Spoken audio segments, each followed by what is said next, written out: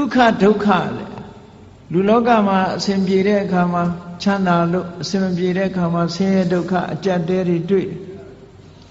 အဲ့ဒါလို့တွေ့လာတဲ့အခါမှာလည်းပဲဆင်းရဲဒုက္ခတွေကြုံတဲ့အခါမှာ depression မဖြစ်ဖို့စိတ်ဓာတ်မကျဖို့စိတ်သက်သာရာရတဲ့နိလန်းနေနဲ့တွေးရမယ်မြတ်စွာဘုရားပေးထားတဲ့ general point ကတော့ဘာတုံးဆိုလို့ရှိရင်ဘယ်အရာမှမမြဲဘူးတဲ့တခဏပဲဆိုတဲ့အတွေးလေးနဲ့သိခံပါဆင်းရဲတဲ့အတိုင်းအတာတစ်ခုကိုအဲ့ဒါနဲ့ခုခံကာကွယ်ထားသည့်အတွက်ကြောင့်ကိုယ်စိတ်ဓာတ်မှာ depression ဖြစ်တယ်ဆိုတာမရှိဘူးစိတ်ဓာတ်တွေနှိမ့်ကျသွားတာမျိုးမရှိဘူးတဲ့ခုခံနိုင်တယ်အေးချမ်းသာဒုက္ခနဲ့တွေ့လာလို့ရှိရင်လေလူတွေကဘဝင်မြင့်ပြီးအောက်ခြေလွတ်တတ်တယ်အဲ့ဒါလို့မဖြစ်ရအောင်လည်းပဲခုနကအေးချမ်းသာတယ်ဆိုတာလေထာဝရမဟုတ်ဘူးတခဏမျှတာဖြစ်တယ်လို့မှန်ကန်တဲ့အတွေးလေးတွေနဲ့တွေးပြီးတဲ့အခါမှာကိုယ့်ရဲ့စိတ်ဓာတ်ရိမ့်ရိုင်မှုမရှိအောင်ကြန့်ခိုင်အောင်ကြိုးစားရမယ်ဒါကိုပြောတာကောင်းဆိုးလောကရန်ကြံ့ကြံ့ခံဘဝကိုလှလှပပဒီဆောက်ချင်ဟောဒီလောကရန်ခန္ဓာရည်ရှိဖို့ကြိုးစားရမယ်ဒါနံပါတ်1နော်လောကရန်ခန္ဓာအောင်ကြိုးစားဘယ်ပုဂ္ဂိုလ်ပဲဖြစ်ဖြစ်လောကရန်ဆိုတာရှိတာကြည့်ပဲဆင်းရဲတဲ့ပုဂ္ဂိုလ်မှလည်းရှိတယ်ချမ်းသာတဲ့ပုဂ္ဂိုလ်မှလည်းရှိတယ်ဘယ်နိုင်ငံသားပဲဖြစ်ဖြစ်ဘာလူမျိုးပဲဖြစ်ဖြစ်ဘာဘာသာကိုယ်ွယ်ဒါတွေကတညီတယ်ပဲဘာဖြစ်လို့လောကဓမ္မလောကရဲ့သဘာဝလို့ပြောတာနော်ကဲရတယ်ချီးမွမ်းတယ်ဆိုတာချီးမွမ်းတဲ့လူကချီးမွမ်းတယ်ကဲရတဲ့လူကကဲရတယ်အလုံးသိကြလိမ့်မယ်လေတခါတော့ကအမေရိကန်သမ္မတအရင်သမ္မတအီရတ်သွားတဲ့အခါကျတော့သတင်းစာဆရာတယောက်ကဖဏနဲ့ထုတယ်မဟုတ်လားဘာပဲဖြစ်ဖြစ်တခုခုအစော်ကားဆိုတာနိုင်ငံကောင်းဆောင်သမ္မတဖြစ်နေစော်ကားခံရတာမျိုးရှိတာစိတ်ဓာတ်ရေးရမတုံလို့ဖို့ကတိတ်အရေးကြီးတယ်ပေါ့ကိုယ်လည်းကိုယ်အတိုင်းတာနဲ့သူလည်းသူ့အတိုင်းတာလောကမှာနေတဲ့ပုဂ္ဂိုလ်တိုင်းဟာကြည့်စိတ်ဓာတ်ကြံ့ခိုင်ဖို့ကြိုးစားရမယ်အဲ့ဒီစိတ်ဓာတ်ကြံ့ခိုင်တယ်ဆိုတာသူကသူကြံ့ခိုင်လာမှာမဟုတ်ဘူးကိုယ်တိုင်ကြိုးစားဖို့လိုအပ်တယ်ဘာဖြစ်လို့တော့ဆိုရင်ခန္ဓာကိုယ်ကြီးကြံ့ခိုင်အောင်ဘာတွေလုပ်ကြလူတွေလမ်းလျှောက်ကြတယ်ကျမကြီးလေ့ကျင့်ကြတယ်ဟုတ်တယ်မဟုတ်ကျမကြီးလေ့ကျင့်ကြတယ် physical exercise တွေလုပ်ကြတယ်အားကစားသမားတွေဆိုမငေါနိုင်မပန်းနိုင်အားကစားလေ့ကျင့်မှုတွေပြုသို့သောလောကလူသားတွေမေ့နေတာလှုပ်ဖို့မေ့နေတာဘာတော့ဆိုရင် mental exercise ပဲစိတ်ကိုကြံ့ခိုင်အောင်ကြိုးစားမှုကြတော့အားပြော့နေကြတယ်အဲ့ဒါလို့အားပြော့နေကြသည့်အတွက်ကြောင့်တလောကလုံးတစ်ကမ္ဘာလုံးမှာရှိကြတဲ့လူသားတွေဟာလောကရန်နဲ့ကြုံလိုက်လို့ရှိရင်ရိမ့်ရိုင်ထွက်သွားတယ်စိတ်ဓာတ်ကြံ့ခိုင်မှုအတွက်ကလည်းပဲ physical exercise လုပ်တယ်လို့ mental exercise လုပ်ဖို့လိုအပ်တယ်ပေါ့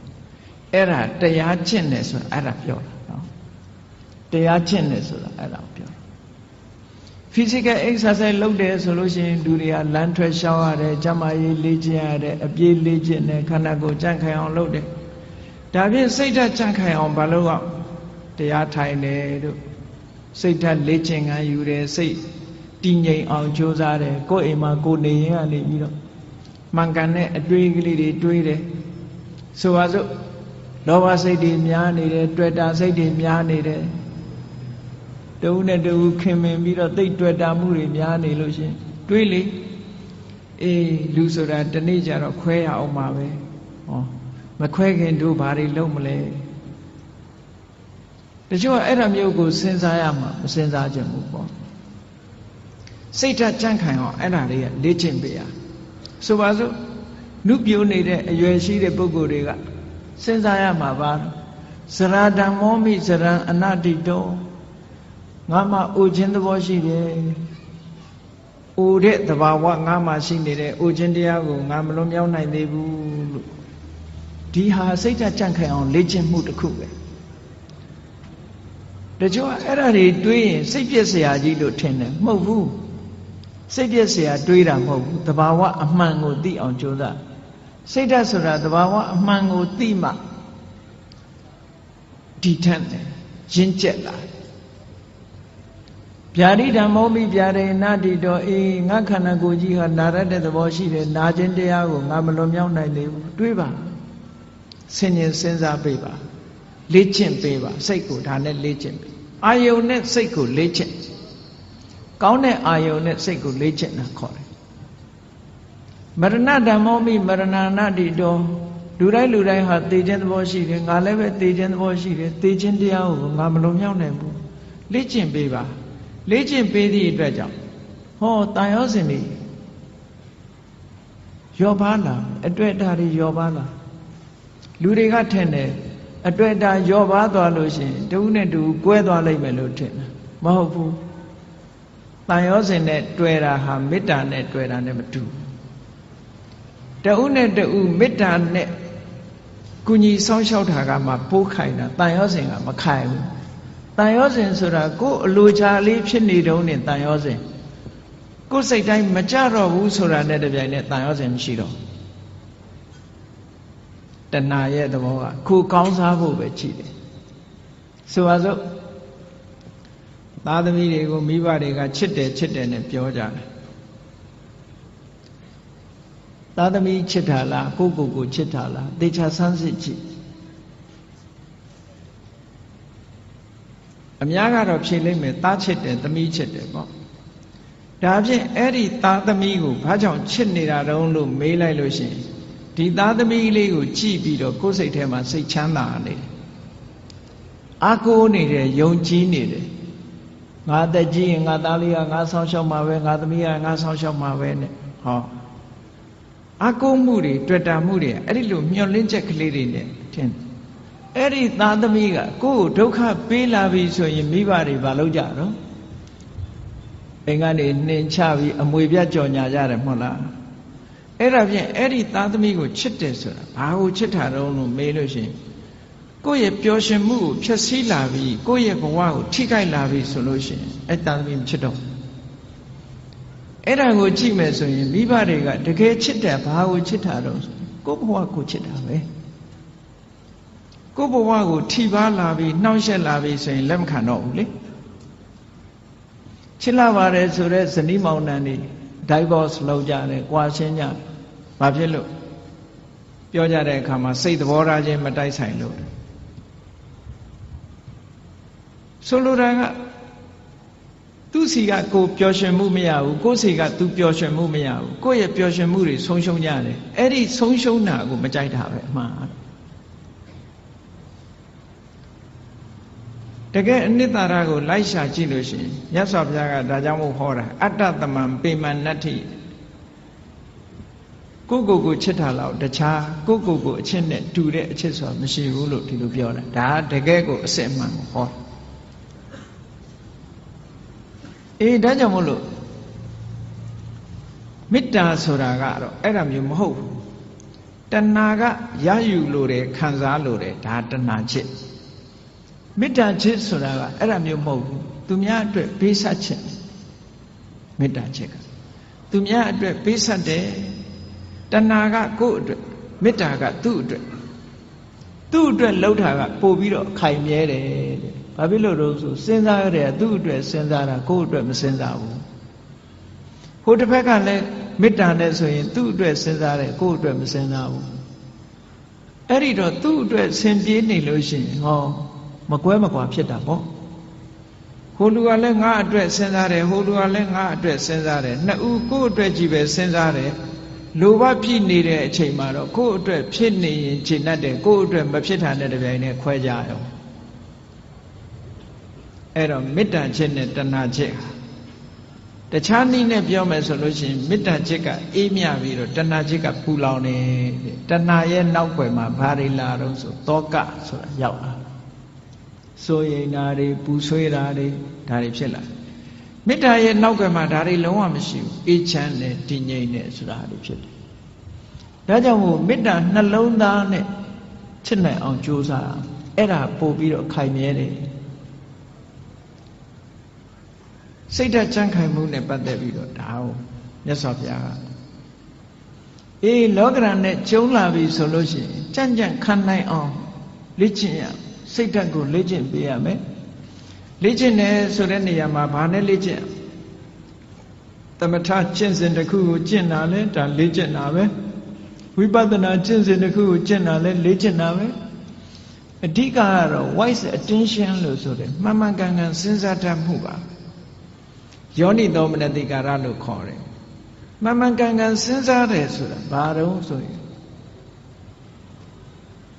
အဆိုးဘက်ကမကြည့်ဘူးကောင်းဘက်ကကြည့်အကုသိုလ်ဖြစ်အောင်မကြည့်ဘူးကုသိုလ်ဖြစ်အောင်ကြည့်တယ်အကောင်းဘက်ကတွေးတယ်အရာရာမှာအကုန်လုံးအကောင်းဘက်ကတွေးရမှာလားလို့ဆိုဒီလိုတော့မဟုတ်ပါဘူးမှန်ကန်တဲ့ဘက်ကအကောင်းဘက်ကစဉ်းစားနိုင်တတ်ရမယ်အဆိုးဘက်ကကြည့်လို့ရှိရင်အဆိုးဆိုတာအပြစ်ကိုကြည့်တဲ့အခါမှာအရာရာမှာအမှန်ကိုကြည့်ဖို့လိုအပ်တယ်ပေါ့ဆိုပါစို့လူတယောက်ပေါ်မှာကိုယ်ကဒေါသဖြစ်တယ်ဒေါသဖြစ်တယ်ဆိုတာ तू ဘာအတွေးနဲ့ तू ဒေါသဖြစ်တယ်လဲလို့ဆိုရင်အေးဒီကောင်ကငါ့ကိုစော်ကားတယ်တက်စော်ကားတာပဲဆိုတဲ့အဲ့ဒီအတွေးတွေနဲ့တွေးလိုက်မယ်ဆိုလို့ရှိရင်ဒေါသဖြစ်လာမှာအဲ့ဒီအတွေးမဟုတ်ဘဲနဲ့ပြောင်းပြီးတော့တွေးလိုက်တယ်အေး तू ဆဲတာ तू ဆိုးတာငါကပ်ပါတာမဟုတ်ဘူးငါနဲ့မဆိုင်ဘူး तू ဆိုး तू ခံလိုက်မယ်ငါမပတ်သက်ဘူးလို့ဆိုရင်သူ့ပုံမှာဒေါသမထွက်ပြန်ဘူးအတွေးလေးဟာဒီနားလေးတင်မဲ့ကပ်ပြီးတော့ခွင့်လွတ်တတ်တဲ့အတွေးဆိုတာလည်းရှိလူတွေကကိုကြတော့ခွင့်လွတ်တယ်သူများကြတော့ခွင့်မလွတ်ဘူးဆိုတာလောကမှာထင်ရှားတယ်နော်ကိုကြောင့်ဖြစ်လို့ရှိရင်မတော်တဆလို့ပြောတယ်သူများကြောင့်ဖြစ်လို့ရှိရင်နမောနမဲ့လို့ပြောတယ်